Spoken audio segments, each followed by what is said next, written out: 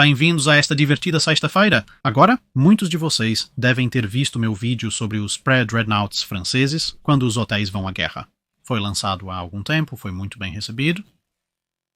Mas uma das perguntas que aparece nos comentários lá, assim como em vários outros vídeos, é por quê? Porque, claro, aquele vídeo cobria principalmente o como e o que quando se trata de construir navios de guerra franceses, mas o porquê é um pouco menos abordado. Então eu pensei, bem, vamos ter uma pequena conversa agora e eu vou explicar algumas das principais razões pelas quais os pré-dreadnoughts franceses acabaram tendo a aparência que tinham, que era tão única comparada a quase todos os outros pré-dreadnoughts, exceto pelos que os franceses ajudaram a projetar, porque afinal, este estilo de design clássico com canhões de tombamento extremo em todos os tipos de lugares estranhos e maravilhosos, e o casco superior e superestrutura semelhantes a um hotel, persistiu por um tempo antes de eventualmente ser abandonado. Então tinha que haver uma razão. Então a primeira e provavelmente maior razão única, na verdade, não tem nada a ver com os próprios navios e tudo a ver com a infraestrutura francesa.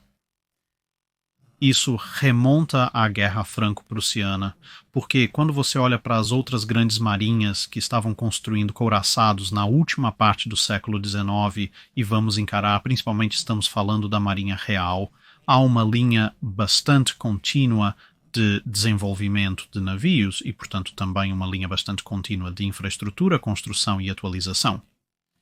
No entanto, a Guerra Franco-Prussiana foi um desastre para a França, e o fato de a Marinha não conseguir bloquear efetivamente a pequena Marinha prussiana também não lhe fez muitos favores. E isso significou que, entre a reconstrução das seções da França, que foram devastadas pela guerra, a enorme indenização que os prussianos impuseram aos franceses, a reconstrução do exército francês e várias outras preocupações, o financiamento da marinha, particularmente para navios de capital, foi interrompido por bons anos. E embora a construção de encouraçados tenha eventualmente retomado conforme os anos de 1870 avançavam, muito em breve, com o desenvolvimento do torpedo locomotivo ou autopropulsado e o advento da Jeune École, a Marinha Francesa se encontrou em uma situação em que estava atrás da Marinha Real em termos de navios de capital consideravelmente atrás, não havia realmente espaço para alcançar. Além disso, ainda tinha orçamentos limitados, mesmo que algum dinheiro estivesse voltando, e essa nova arma parecia que poderia tornar os encouraçados obsoletos de qualquer maneira e por um preço relativamente barato. E assim, a Marinha Francesa adotou a Jeune École, e assim houve uma continuação. Não exatamente uma moratória na construção de grandes navios de guerra, mas certamente uma moratória quase total na construção de grandes navios de capital oceânicos.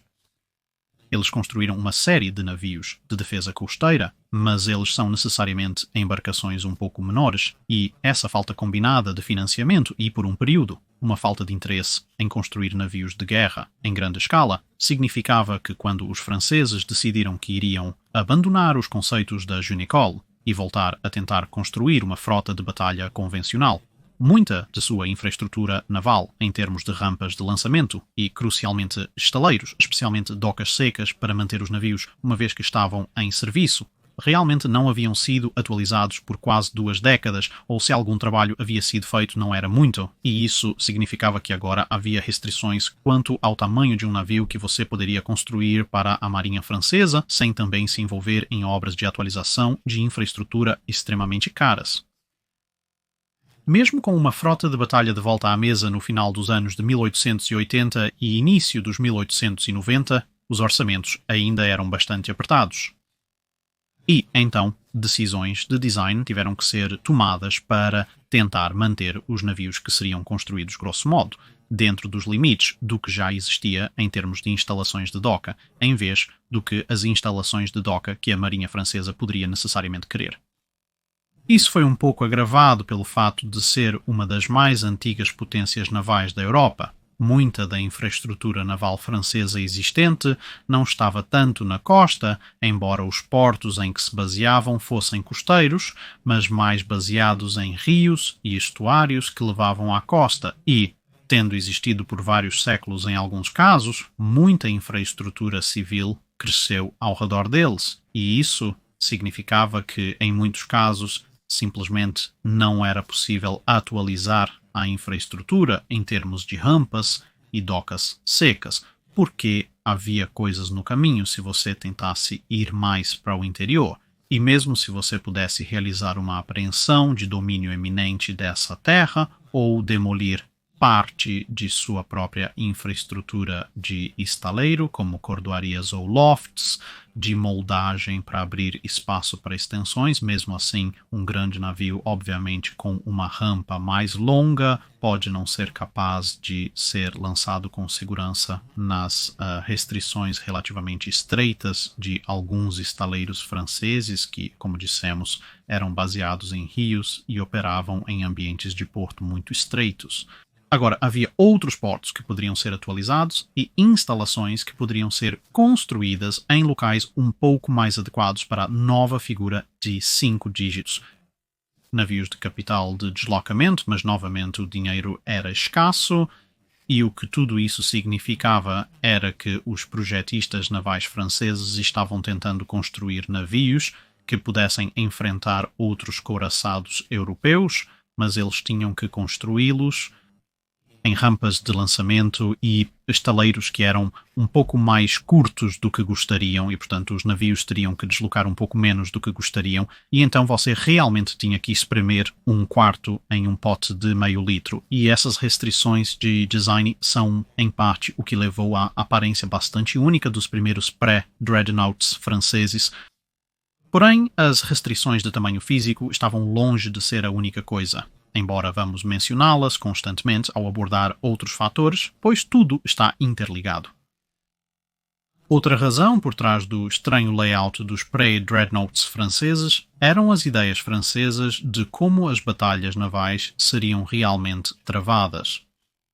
Bastante navios de guerra de várias marinhas, tanto no final da era dos encouraçados de ferro, quanto no início da era dos pré-dreadnoughts, eram baseados em uma configuração bastante familiar. 4 canhões principais em 2 torres gêmeas, uma à frente e uma à ré.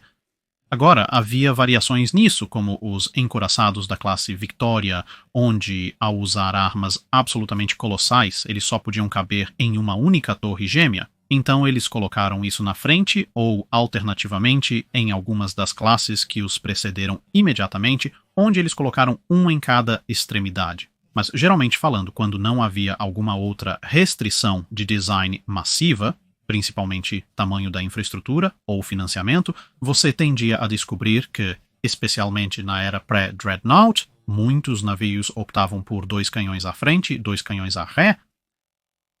Os navios franceses, no entanto, são notáveis por não fazer isso por um bom tempo. De fato, desde o encouraçado Roche da Era Tardia até o pré-dreadnought Bouvet, de médio prazo, todos os encouraçados franceses que foram construídos teriam um único canhão pesado à frente, um único canhão pesado à ré e 2 canhões menores, mas ainda pesados, colocados no meio dos navios, um de cada lado.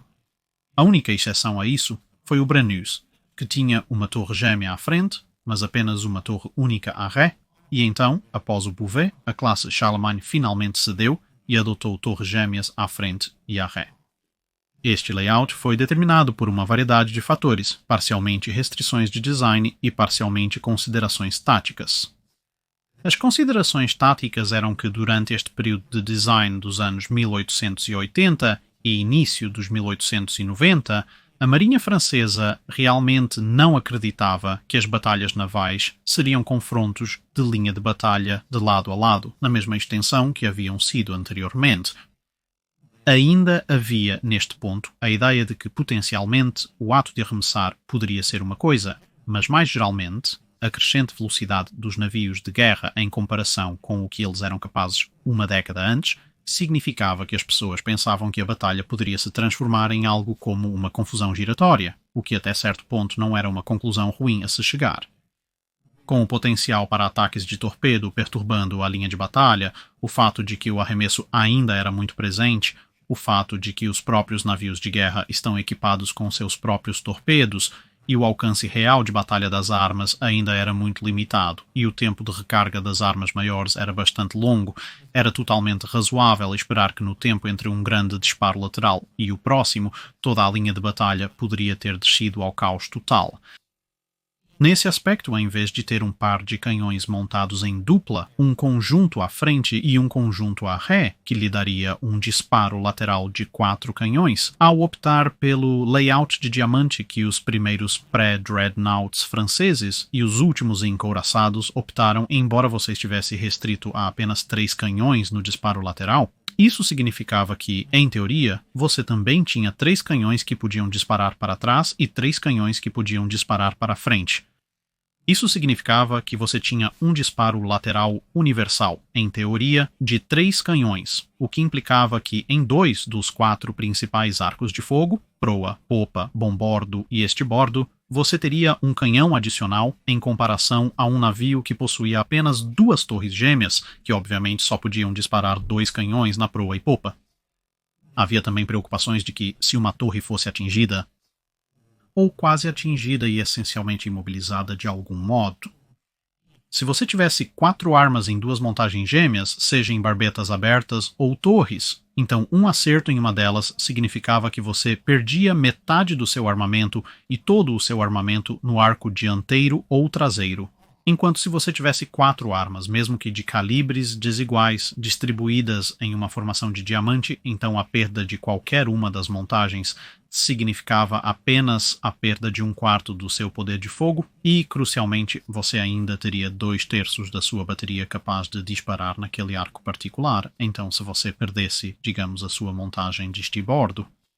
então você está reduzido a 2 armas, mas ainda pode disparar a estibordo. Se perder essa montagem, ainda pode disparar 2 armas à proa ou à popa. Se você perder a montagem de proa, ainda pode disparar 2 armas para frente das montagens de bombordo e estibordo e 2 na lateral. Em um tumulto giratório, se perder a montagem de bombordo ou estibordo, pode girar o navio e ter novamente uma salva de 3 armas. A doutrina naval francesa da época enfatizava especialmente o fato de que você poderia disparar 3 armas para a frente, em vez de apenas 2, e isso também influenciou um pouco algo que vamos discutir em breve, que é o design de tumble home, porque com o tumble home inclinando os lados do casco, significava que as armas de asa montadas em barbette ou torre tinham arcos de fogo relativamente claros à proa e à popa. A escolha do calibre um pouco menor para as armas montadas na asa foi parcialmente devido à restrição de tamanho geral causada pelas restrições na infraestrutura naval. Porque se você colocar 4 armas de 12 polegadas em todo o navio, ele acabaria muito pesado e instável no deslocamento de cerca de 11.000 a 12.000 toneladas que a maioria dos encouraçados franceses tardios e pré-dreadnoughts iniciais poderiam ser construídos. E parcialmente porque a uma distância muito curta, pensava-se que a arma de calibre um pouco menor ainda seria capaz de penetrar na armadura do encouraçado. Mas, sendo uma arma menor com, portanto, um conjunto de cargas mais leve e um projétil mais leve, você poderia ser capaz de dispará-la um pouco mais rápido, que também era parcialmente a lógica por trás dos pré-dreadnoughts alemães armados com 9 polegadas e 4. Agora, é claro, havia bastantes pontos negativos associados a este layout de armamento. No final dos anos de 1880 e início a meados dos anos de 1890, as diferentes armas com diferentes arcos balísticos não eram tanto um problema. Porém, com o passar do tempo e o aumento das distâncias de engajamento, isso se tornaria mais problemático, embora provavelmente não fosse previsível na primeira metade dos anos de 1890, quando o último deste layout particular para encouraçados estava sendo projetado. Um problema muito maior, no entanto, era o fato de que, se você tivesse um navio mais convencional com um par de montagens duplas, você teria 2 depósitos de munição relativamente grandes que teria que defender com armadura, e claro, isso seria em ambas as extremidades do navio.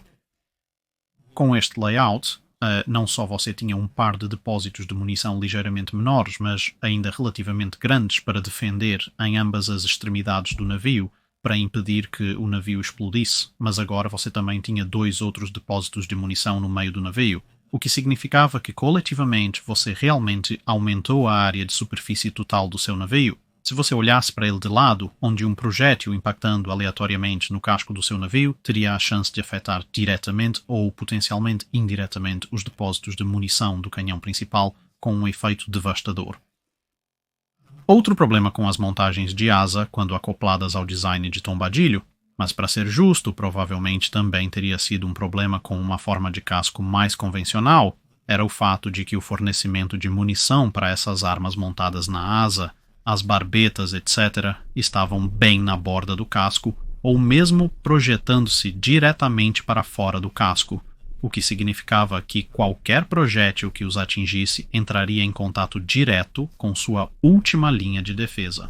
Enquanto, pelo menos, com torres de linha central, sejam elas simples ou duplas, você, pelo menos em teoria, tem a defesa da armadura do cinto do navio primeiro e depois a armadura da barbeta por dentro, ou se você está sendo atingido um pouco mais alto, há pelo menos o casco e talvez alguma estrutura interna que possa servir para iniciar o fusível em um projétil, ou pelo menos retardá-lo um pouco antes de atingir a barbeta ou a armadura. Portanto, esses depósitos de munição no meio do navio eram bastante vulneráveis se esses navios franceses já tivessem realmente visto combate direto contra oponentes de igual nível, e você também tinha o fato de que esses depósitos de munição estavam bastante próximos das caldeiras e dos tubos de vapor, o que significava mantê-los frios e, portanto, manter o propelente estável e de desempenho relativamente semelhante a outras armas em outras posições. Era uma tarefa um tanto difícil.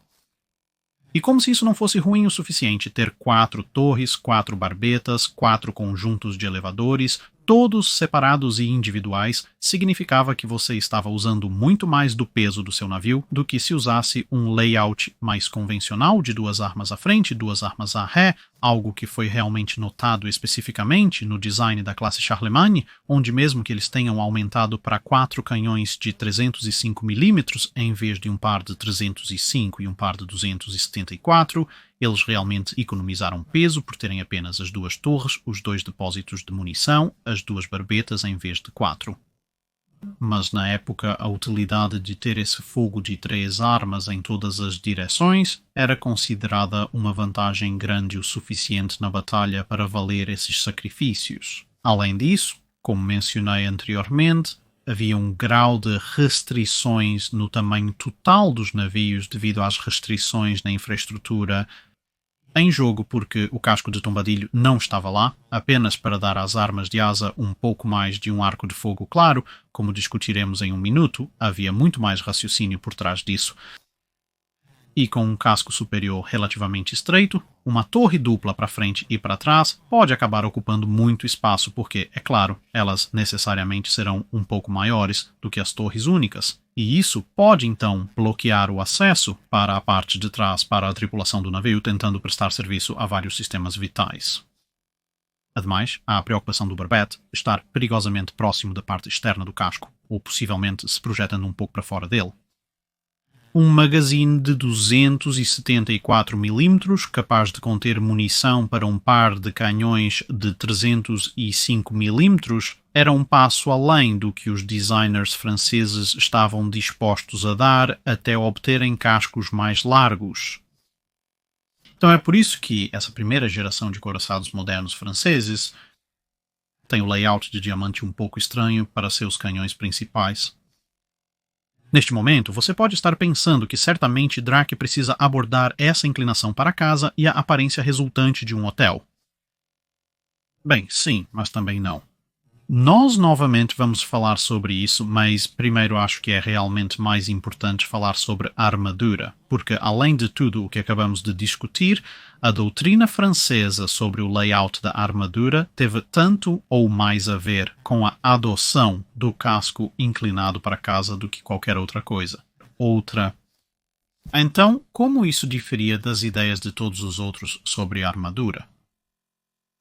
Bem, para isso você realmente tem que voltar no tempo ainda mais do que a Guerra Franco-Prussiana, bem no início da Era dos Encouraçados, no início dos anos 1860, e aqui há uma certa diferença entre os encouraçados franceses e os britânicos. Os encouraçados britânicos, obviamente começando com o Her Majesty's Ship Warrior, abraçaram a ideia de uma cidadela central, a ideia sendo que a proa e a popa do navio poderiam ser perfuradas porque estavam efetivamente desprotegidas, mas esta cidadela central, que em teoria deveria permanecer intacta, teria flutuabilidade suficiente por si só para manter o resto do navio flutuando.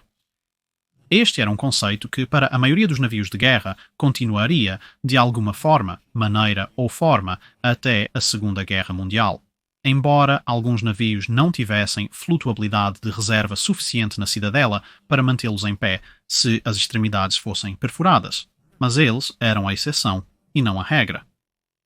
Os franceses, no entanto, a partir do Gloire, optaram por blindar completamente o casco de ponta a ponta. Agora, como a armadura tinha que ficar mais espessa rapidamente à medida que as armas avançavam em letalidade, estava claro que você não poderia blindar o lado inteiro do navio de ponta a ponta, porque isso, na espessura necessária, exigiria muito peso para tornar o navio negativamente flutuante ou instável, o que resultaria muito em breve em ser negativamente flutuante.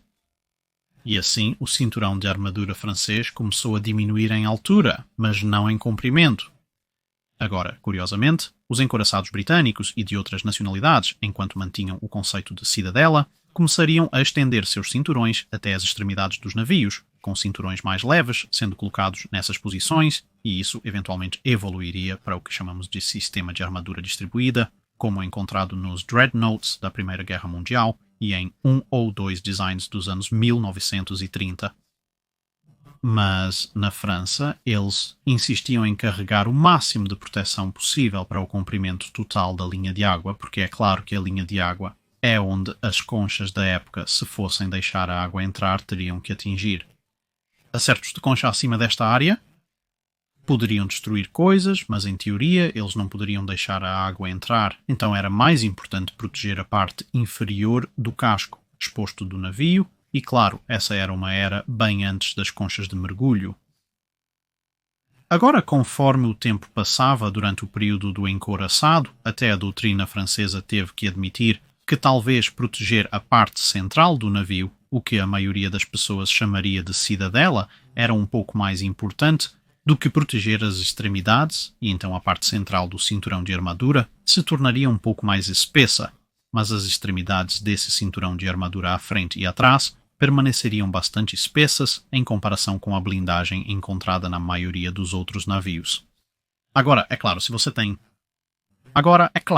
tem uma armadura muito espessa e distribuída ao longo de um comprimento bastante longo do navio, como mencionamos antes, a altura tem que diminuir, porque você só pode colocar tanta massa em armadura, e então você começa a ter um cinturão de armadura muito, muito espesso, mas muito longo e muito raso, se desenvolvendo ao longo dos encouraçados franceses, pelo menos até a última parte da era pré-Dreadnought. E conforme o tempo passa e as armas ficam cada vez mais poderosas, você tem que começar a colocar mais e mais ferro, e depois a armadura composta, e depois aço nos navios. Embora com armadura composta e aço você possa obter um pouco mais de proteção por unidade de peso, mas as armas estão ficando mais pesadas e mais pesadas, então a espessura real não tende a diminuir muito até chegarmos nas eras do aço Harvey e Krupp, que estão um pouco além do ponto em que o clássico, se você quiser, pré-Dreadnought francês estava sendo projetado.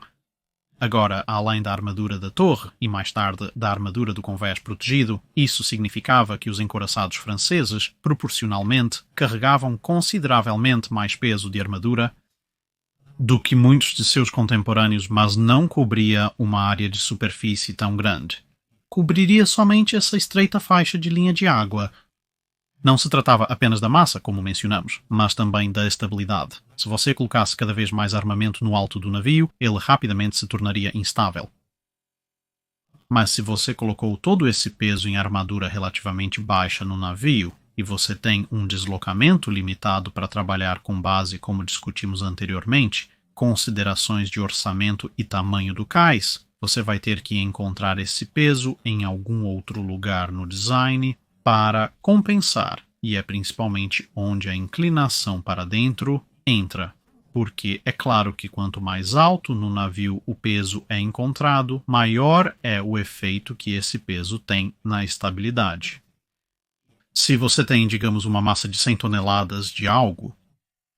na linha de água do navio, e você tem uma massa de 1 tonelada de algo no convés superior, onde você encontra as torres de canhão principal, por exemplo, embora ambas sejam de 100 toneladas, graças à lei dos momentos, o peso de 100 toneladas que está mais alto tem um efeito proporcionalmente muito maior na estabilidade do navio. E então, o que os designers franceses imaginaram foi, bem, se você der ao casco essa inclinação para dentro, então você tem uma boa casco largo embaixo, onde você pode encaixar os motores e os depósitos e então protegê-los com sua faixa de armadura de linha de água de altura rasa, e então você começa a estreitar o casco consideravelmente à medida que sobe. Então você acaba com ambos, em termos absolutos, menos peso em cima, porque, digamos, você tem uma viga de 60 pés, se você reduziu a largura do casco até chegar aos convéses superiores para 30 pés, bem, você economizou 30 pés naquele nível de estrutura. E sendo bastante alto, isso é uma quantidade considerável de estabilidade que você economizou, pelo menos enquanto a água está fora do navio. Isso se liga à aparência de hotel de muitos dos primeiros pré-dreadnoughts franceses e de alguns encouraçados de ferro do final do período. Porque se você tem uma cinta de armadura muito rasa embaixo, então, por inferência, além das barbetas naquelas torres de asas postas, tanto as principais quanto algumas das menores que se desenvolveriam mais tarde, o resto do casco não é realmente muito blindado.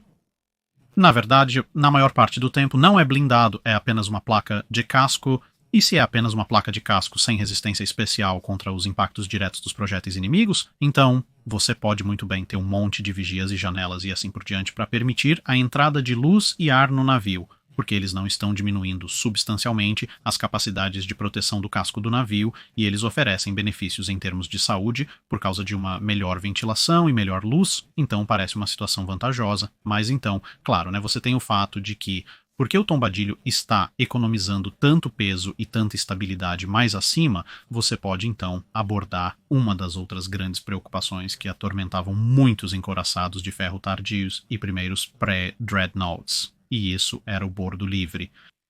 Bordo livre sendo, claro, a altura da linha d'água até os níveis do convés superior. Se o bordo livre for muito baixo, em tempo agitado, ou se o navio for propenso a balançar, haverá muita água esverdeada sobre o convés. Isso não é bom para lutar com os canhões, para a saúde do navio e da tripulação, porque tudo fica úmido, para a longevidade das bombas de porão, porque a água entra por escotilhas e outros lugares indevidos, e também restringe a velocidade porque toda vez que a água esverdeada passa sobre a proa, energia é perdida. No início de 1890, a Marinha Real tentou resolver este problema com a classe Royal Sovereign, considerada a última couraçada ou a primeira geração pré-dreadnought. O que se nota sobre os Royal Sovereigns, exceto o Hood, que tinha torres pesadas antigas e bordo livre baixo, é que o restante paga pelo alto bordo livre, se livrando das torres, e apenas tendo os canhões ao ar livre em barbetas abertas. O Tumblehome, por outro lado, parecia oferecer o melhor dos dois mundos, porque você economizou tanto peso e tanta estabilidade que agora podia montar seus canhões principais, dianteiros e traseiros bem alto, e ainda tê-los protegidos em torres, além do bordo livre, obviamente te dando, em teoria, uma navegação muito melhor do que um navio de bordo livre, geralmente mais baixo e, assim, com essa tendência para bordos livres cada vez mais altos, também significava que você tinha, proporcionalmente a quase todos os outros pré-dreadnoughts, mesmo os como os Royal Sovereigns, uma altura considerável do casco acima da água, o que, claro, te faz parecer ainda mais como um prédio. Se você olhar para uma imagem de um Royal Sovereign, por exemplo, pode contar 2 fileiras de vigias ao longo da parte principal do casco, enquanto se você olhar para muitos dos primeiros pré-dreadnoughts franceses, particularmente, é claro, o Carnot, mas praticamente todos os outros também, você pode contar geralmente 3 fileiras de vigias ao longo de pelo menos uma boa parte do comprimento do navio. Agora, é claro, havia desvantagens significativas no design do Tumblehome, uma das quais era que se você realmente começasse a ter buracos nele, não tinha tanta resistência à medida que os navios começavam a drenar devido ao alagamento. como seria dramaticamente demonstrado tanto por alguns navios de guerra russos de design francês na Batalha de Tsushima, quanto por navios de guerra franceses reais, como o Bouvet nos Dardanelos na Primeira Guerra Mundial. Mas também houve inicialmente efeitos inesperados. Porque os convéses superiores agora eram muito mais estreitos, isso significava que muitas coisas que normalmente seriam relativamente espaçadas no convés de um navio de guerra, como os barcos do navio, passarelas para ir à proa e à popa, e o armamento secundário e terciário do navio, além de alguma superestrutura para quartos de moradia, naquela altura, de repente, tiveram que ser enfiados em uma área muito, muito menor. E às vezes, na verdade, na maioria das vezes, simplesmente não havia área suficiente para tudo isso, e de repente as coisas tinham que ser empilhadas uma em cima da outra, por exemplo, barcos, e então você tinha que ter um convés de furacão para passar por todos os barcos empilhados. E então alguém percebeu, bem, temos todos esses barcos multi-empilhados no coração do navio, infelizmente a água está em todo o caminho lá na borda do navio, onde a linha d'água está, o que agora significa que, de repente, em vez de se contentar com davits regulares, você tem que ter davits especiais pesados de longa distância e alguns guindastes bastante robustos de alto peso para realmente mover todos esses barcos de seus conveses até lá fora para que você possa baixá-los na água em vez de apenas jogá-los para fora do lado do seu navio e amassar seu navio e quebrar o barco. E embora todas essas medidas não tenham eliminado completamente as vantagens de estabilidade inicial oferecidas pelo tombamento, elas realmente as reduziram bastante, mas isso também explica a natureza um tanto ocupada de muitas das superestruturas dos pré-dreadnoughts franceses, e o grau, às vezes um tanto ridículo, de quase fábrica, como pórticos que parecem ter sido presos em alguns deles. Outro elemento que realmente não favorece os primeiros pré-dreadnoughts franceses, especificamente, menos ainda os encouraçados de fim de era como o Hotch, porque eles eram praticamente únicos de qualquer maneira, é que por causa de todas essas restrições que estavam sendo enfrentadas, e honestamente também graças a Jean Ecole, uma certa falta de experiência recente no design de navios de guerra, quando se tratou de construir a primeira série principal de pré-dreadnoughts franceses, que algumas pessoas se referem otimisticamente como a classe Charles Martel, em vez de emitir designs para os vários estaleiros franceses e dizer é isso que queremos que você construa, como, bem, eles fariam mais tarde. Em vez disso, os estaleiros receberam uma lista de especificações. Os navios devem ser equipados com, no mínimo, essa quantidade dessas armas. Deve ter pelo menos essa quantidade de armadura, deve ir pelo menos a esse tipo de velocidade, etc, etc. Não deve exceder esse deslocamento até 12.000 toneladas, neste caso particular, e então os estaleiros foram dados, não totalmente, mas quase uma mão livre para realmente atender a este conjunto de especificações no papel. E claro, cada estaleiro que tinha seus próprios designers, tinha suas próprias ideias sobre como cumprir essas especificações e quais compromissos eram mais aceitáveis do que outros, juntamente com o fato de que um número desses estaleiros tinha uma rivalidade absolutamente lendária, em alguns casos remontando séculos, ao ponto de que em alguns casos eles insistiam veementemente em não usar certos fornecedores, pura e simplesmente porque outro estaleiro que eles particularmente não gostavam usava aquele fornecedor em particular, e então você acabava com uma variedade de navios que, tecnicamente falando, todos atendiam à mesma especificação, mas todos pareciam radicalmente diferentes. E essa é praticamente a versão curta das principais razões pelas quais esses primeiros pré-dreadnoughts franceses e couraçados de fim de era parecem do jeito que são. Como já abordamos, houve muitas desvantagens em algumas dessas decisões de design, mas como também já abordamos, havia razões pelas quais eles tomaram essas decisões também. E, no fundo, honestamente, tudo se resume àquela limitação de tamanho do estaleiro que mencionamos no início. Se eles tivessem permissão para construir navios maiores, o que exigiria que o governo francês investisse em mais infraestrutura naval e em uma infraestrutura naval maior. Então, o tombadilho teria sido menos necessário, porque se você pudesse construir um navio maior com um deslocamento maior, isso significaria que ele também teria maior estabilidade, o que significaria que você não precisaria necessariamente do tombadilho mais. Mesmo se você quisesse manter o layout dos canhões naquela formação de diamante um pouco estranha. A doutrina da armadura fica em segundo lugar, pois se você adotasse um layout mais convencional, não estaria usando tanto peso nela, o que significaria que poderia distribuir mais esse peso em outros lugares. Então, um navio maior, com uma doutrina de armadura um pouco mais convencional, acabaria parecendo muito mais com os Pre-Dreadnoughts de todo mundo. Novamente, mesmo se você mantiver as torres de asa e se a sua armadura cobre uma área maior, então é claro que você não terá tantos buracos, então você não parecerá tanto com um hotel. E se você não está usando o Tumble Home mais, então você não pode ir tão absurdamente alto como alguns deles fizeram. E, portanto, novamente, você vai parecer menos com um hotel e com decks superiores mais largos. Você pode espaçar suas chaminés, seus mastros, sua superestrutura, seus barcos e seus guindastes, e precisar de guindastes menores e davits em um layout muito mais sensato. E, portanto, novamente, você não vai parecer tanto com uma fábrica de guindastes fugitiva presa em cima de um prédio de hotel. Espero que isso tenha lhe dado mais insight sobre a mentalidade dos franceses, os projetistas de navios e por que eles criaram os navios que criaram. Mas como mencionei, apenas abordamos as razões principais. Há muitos detalhes intrincados que entram em cada projeto de navio de guerra e esses não são exceção. Então, se você quiser discutir alguns dos pontos mais detalhados que vão além do escopo do que acabamos de falar, então obviamente sinta-se à vontade para fazer isso nos comentários abaixo.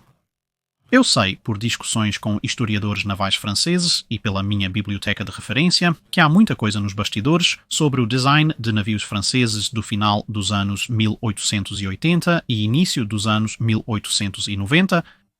Alguns de vocês podem notar que eu não falei sobre alguns dos, pelo menos na aparência, comicamente grandes arcos de arite principalmente instalados em cruzadores blindados franceses, e a principal razão pela qual eu não os cobri é porque, com uma ou duas exceções, eles são principalmente instalados nos cruzadores blindados franceses nas formas mais exageradas, mas novamente há uma boa razão para isso. Mas talvez esse seja o assunto para outro vídeo em outro dia.